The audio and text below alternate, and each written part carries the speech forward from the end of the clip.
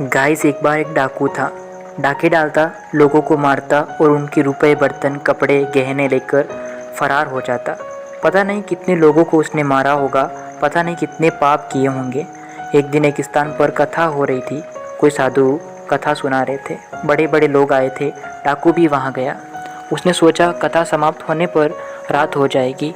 कथा में से जो बड़े आदमी घर लौटेंगे उनसे किसी को मौका देकर लूट लूँगा। कोई कैसा भी हो, वह जिस समाज में जाता है उस समाज का प्रभाव उस पर अवश्य पड़ता है। भगवान की कथा और सत्संग में थोड़ी देर बैठने या कथा में कुछ देर के लिए दूसरे बहाने से भी जाने में भी लाभ होता है। उस कथा सत्संग का मन पर कुछ न कुछ असर या प्रभाव ज़रूर पड़ता है। कथा सुनकर उसको लगा कि साधु तो बड़े अच्छे हैं। उसे कथा सुनकर मृत्यु का डर लगने लगा और मरने पर पापों का दंड मिलेगा यह सुनकर वह घबरा गया और वह साधु के पास गया। महाराज, मैं डाकू हूँ, डाका डालना तो मुझसे छूटा नहीं जाएगा, क्या मेरे भी सुधार का कोई उपाय है? उसने साधु से पूछा। साधु ने सोचकर कहा, तुम झूठ बोलना छोड़ दो। डाकू ने स्वीकार कर लिया और लौट पड़ा।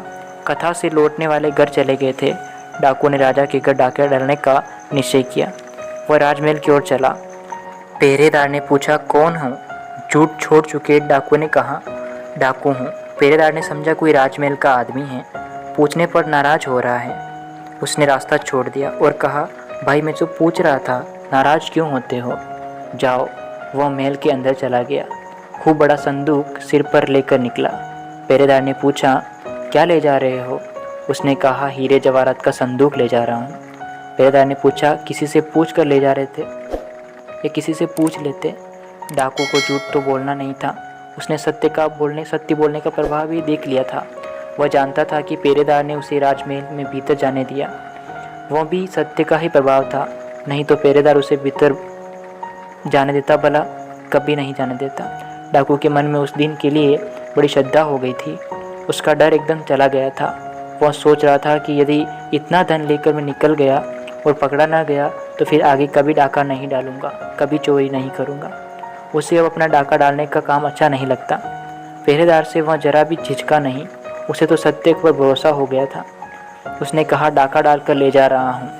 पहरेदार ने समझा कोई साधारण वस्तु है और यह व्यक्ति बहुत चिढ़ने वाला जान पड़ता है। उसने डाकू को जाने दिया। प्रातः राजमहल में तहलका मचा। जवाहरात की पेटी नहीं थी। पहरेदार से पता लगने पर राजा ने डाकू को ढूंढवा कर बुलवाया। डाकू के सत्य बोलने से राजा बहुत खुश हुए।